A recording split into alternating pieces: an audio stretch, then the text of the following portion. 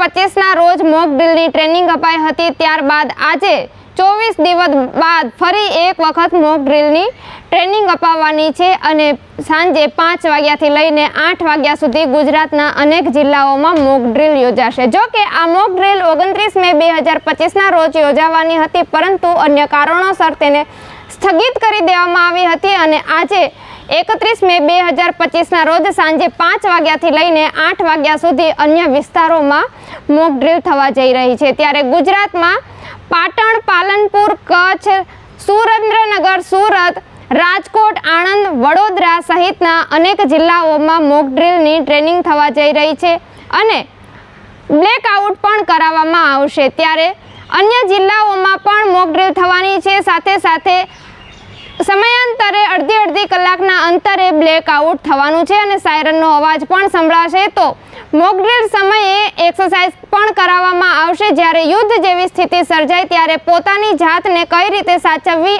તેવી self ડિફેન્સની training પણ આપવામાં આવશે। ત્યારે આ અંગે તમારું શું કહેવું છે? કમેન્ટમાં તમારા પ્રતિભાવો જરૂરથી જણાવજો। પલ પલની અપડેટ મેળવવા માટે નવજીવન ન્યૂઝ જોતા રહો।